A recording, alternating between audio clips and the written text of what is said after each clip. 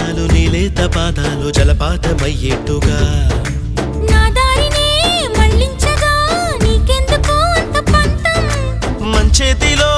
ఉంటే కదా ప్రేమించడం మానటం